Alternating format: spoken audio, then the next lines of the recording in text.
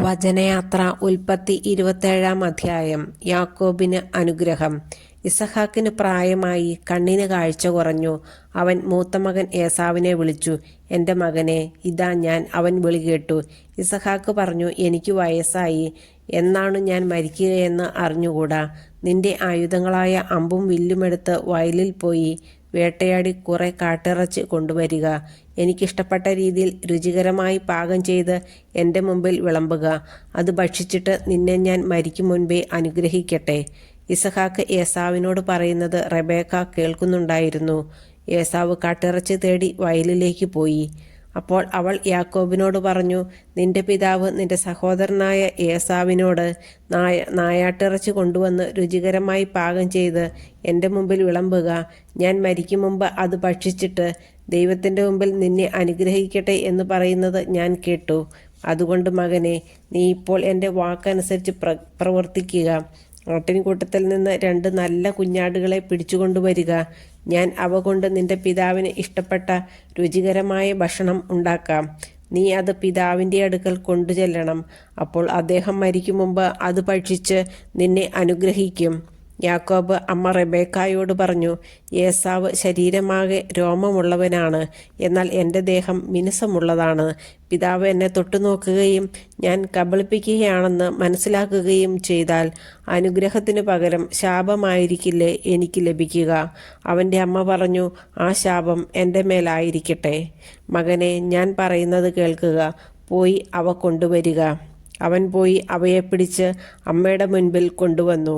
അവൾ അവൻ്റെ പിതാവിന് ഇഷ്ടപ്പെട്ട രുചികരമായ ഭക്ഷണം തയ്യാറാക്കി. അവൾ മൂത്ത മകൻ ഏസാവിൻ്റേതായി തൻ്റെ പക്കൽ വീട്ടിലിരുന്ന ഏറ്റവും വിലപ്പെട്ട വസ്ത്രങ്ങളെടുത്ത് ഇളയ മകൻ യാക്കോബിനെ ധരിപ്പിച്ചു. ആട്ടിൻതോലുകൊണ്ട് അവൻ്റെ കൈകളും കഴുത്തിലെ മിനുസമുള്ള ഭാഗവും മൂടി. പാകം ചെയ്ത് രുചികരമായ മാംസവും അപ്പവും അവൾ യാക്കോബിൻ്റെ കയ്യിൽ കൊടുത്തു. യാക്കോബ് പിതാവിൻ്റെ അടുക്കൽ ചെന്ന് വിളിച്ചു, എൻ്റെ പിതാവേ, ഇതാ ഞാൻ. അവൻ വിളി കേട്ടു. നീ ആരാണ് മകനെ എന്ന് അവൻ ചോദിച്ചു. അങ്ങയുടെ കടിഞ്ഞൂൽപുത്രൻ ഏസാവാണു ഞാൻ. അങ്ങ് ആവശ്യപ്പെട്ടതുപോലെ ഞാൻ ചെയ്തിരിക്കുന്നു. എഴുന്നേറ്റ് എൻ്റെ നായാട്ടിറച്ചി ഭക്ഷിച്ച് എന്നെ അനുഗ്രഹിച്ചാലും. എന്നാൽ ഇസഹാക്ക് ചോദിച്ചു, എൻ്റെ മകനെ, നിനക്ക് ഇത് ഇത്ര വേഗം എങ്ങനെ കിട്ടി? യാക്കോബ് പറഞ്ഞു, അങ്ങയുടെ ദൈവമായ കർത്താവ് ഇതിനെ എൻ്റെ മുമ്പിൽ കൊണ്ടുവന്നു. അപ്പോൾ ഇസഹാക്ക് യാക്കോബിനോട് പറഞ്ഞു, അടുത്തു വരിക. മകനെ, ഞാൻ നിന്നെ തൊട്ടു നോക്കി നീ എൻ്റെ മകൻ ഏസാവ് തന്നെയോ എന്നറിയട്ടെ. യാക്കോബ് പിതാവായ ഇസഹാക്കിൻ്റെ അടുത്ത് ചെന്നു. അവനെ തടവി നോക്കിയിട്ട് ഇസഹാക്ക് പറഞ്ഞു, സ്വരം യാക്കോബിൻ്റേതാണ്, എന്നാൽ കൈകൾ ഏസാവിൻ്റേതും. ഇസഹാക്ക് അവനെ തിരിച്ചറിഞ്ഞില്ല, കാരണം അവൻ്റെ കൈകൾ സഹോദരനായ ഏസാവിൻ്റെ കൈകൾ പോലെ രോമം നിറഞ്ഞതായിരുന്നു. ഇസഹാക്ക് അവനെ അനുഗ്രഹിച്ചു. അവൻ ചോദിച്ചു, സത്യമായും നീ എൻ്റെ മകൻ ഏസാവ് തന്നെയാണോ? അതേയെന്ന് അവൻ മറുപടി പറഞ്ഞു. ഇസഹാക്ക് പറഞ്ഞു, എൻ്റെ മകനെ, നിന്റെ നായാട്ടിറച്ചി കൊണ്ടുവരിക. അത് തിന്നിട്ട് നിന്നെ ഞാൻ അനുഗ്രഹിക്കട്ടെ. ഇസഹാക്ക് അത് ഭക്ഷിക്കുകയും അവൻ കൊണ്ടുവന്ന വീഞ്ഞ് കുടിക്കുകയും ചെയ്തു. ഇസഹാക്ക് അവനോട് പറഞ്ഞു, നീ അടുത്തു വന്ന് എന്നെ ചുംബിക്കുക. അവൻ ചുംബിച്ചപ്പോൾ ഇസഹാക്ക് അവൻ്റെ ഉടുപ്പ് മണത്തു നോക്കി അവനെ അനുഗ്രഹിച്ചു. കർത്താവ് കനിഞ്ഞ് അനുഗ്രഹിച്ച വയലിൻ്റെ മണമാണ് എൻ്റെ മകൻ്റേതെന്ന് അവൻ പറഞ്ഞു. ആകാശത്തിൻ്റെ മഞ്ഞും ഭൂമിയുടെ ഫലപുഷ്ടിയും ദൈവം നിനക്ക് നൽകട്ടെ. ധാന്യവും വീഞ്ഞും സമൃദ്ധമാകട്ടെ. ജനതകൾ നിനക്ക് സേവ ചെയ്യട്ടെ. രാജ്യങ്ങൾ നിന്റെ മുമ്പിൽ തലകുനിക്കട്ടെ. നിന്റെ സഹോദരർക്ക് നീ നാഥനായിരിക്കുക.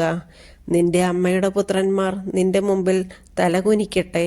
നിന്നെ ശപിക്കുന്നവൻ ശപ്തനും അനുഗ്രഹിക്കുന്നവൻ അനുഗ്രഹീതനുമാകട്ടെ. ഏസാവ് അനുഗ്രഹം യാചിക്കുന്നു. ഇസഹാക്ക് യാക്കോബിനെ അനുഗ്രഹിക്കുകയും യാക്കോബ് അവൻ്റെ മുമ്പിൽ നിന്ന് പുറത്തു കടക്കുകയും ചെയ്തപ്പോൾ നായാട്ട് കഴിഞ്ഞ് ഏസാവ് തിരിച്ചെത്തി. അവനും പിതാവിന് ഇഷ്ടപ്പെട്ട ഭക്ഷണം തയ്യാറാക്കി പിതാവിൻ്റെ അടുക്കൽ കൊണ്ടുവന്നിട്ട് പറഞ്ഞു, പിതാവേ, എഴുന്നേറ്റ് അങ്ങയുടെ മകൻ്റെ നായാട്ടിറച്ചി ഭക്ഷിച്ച് എന്നെ അനുഗ്രഹിച്ചാലും. നീ ആരാണ്? ഇസഹാക്ക് ചോദിച്ചു. അവൻ പറഞ്ഞു, അങ്ങയുടെ കടിഞ്ഞൂൽ പുത്രൻ ഏസാവാണ് ഞാൻ. ഇസഹാക്ക് അത്യധികം പരിഭ്രമിച്ചു വിറയ്ക്കാൻ തുടങ്ങി. അവൻ ചോദിച്ചു, നായാട്ടിറച്ചിയുമായി നിനക്ക് മുമ്പ് എൻ്റെ മുമ്പിൽ വന്നത് ആരാണ്? ഞാൻ അത് തിന്നുകയും അവനെ അനുഗ്രഹിക്കുകയും ചെയ്തല്ലോ. അവൻ അനുഗ്രഹിക്കപ്പെട്ടവനായിരിക്കും. പിതാവിൻ്റെ വാക്ക് കേട്ടപ്പോൾ ഏസാവ് അതീവ ദുഃഖത്തോടെ കരഞ്ഞു. പിതാവേ, എന്നെയും അനുഗ്രഹിക്കുക, അവൻ അപേക്ഷിച്ചു. ഇസഹാക്ക് പറഞ്ഞു, നിന്റെ സഹോദരൻ എന്നെ കബളിപ്പിച്ചു, നിനക്കുള്ള വരം എന്നിൽ നിന്ന് തട്ടിയെടുത്തു. ഏസാവ് പറഞ്ഞു, വെറുതെയാണോ അവനെ യാക്കോബ് എന്ന് വിളിക്കുന്നത്? 2 തവണ അവൻ എന്നെ ചതിച്ചു. കടിഞ്ഞൂലവകാശം എന്നിൽ നിന്ന് അവൻ കൈക്കലാക്കി. ഇപ്പോഴിതാ എനിക്കുള്ള അനുഗ്രഹവും അവൻ തട്ടിയെടുത്തിരിക്കുന്നു. വീണ്ടും അവൻ പിതാവിനോട് ചോദിച്ചു, എനിക്ക് വേണ്ടി ഒരു വരം പോലും അങ്ങ് നീക്കിവെച്ചിട്ടില്ലേ?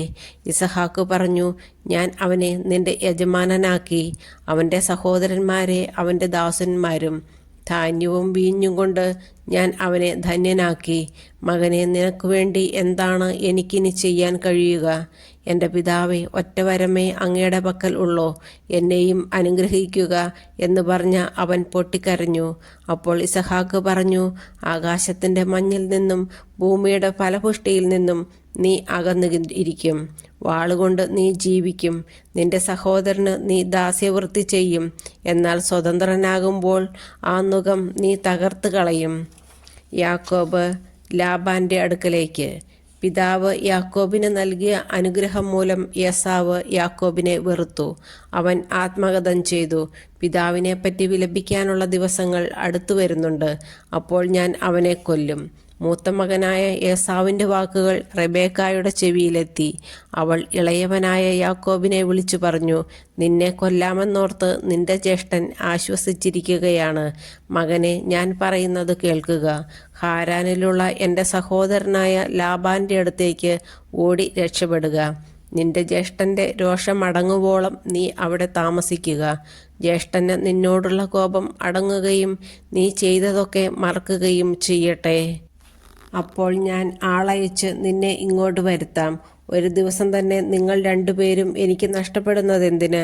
അത് കഴിഞ്ഞ് റെബേക്ക ഇസഹാക്കിനോട് പറഞ്ഞു, ഈ ഹിത്യ സ്ത്രീകൾ മൂലം എനിക്ക് ജീവിതം മടുത്തു. ഈ നാട്ടുകാരായ ഇവരെ പോലെയുള്ള ഹിത്യ സ്ത്രീകളിൽ നിന്ന് ഒരുവളെ യാക്കോബും വിവാഹം കഴിച്ചാൽ പിന്നെ ഞാനെന്തിനു ജീവിക്കണം?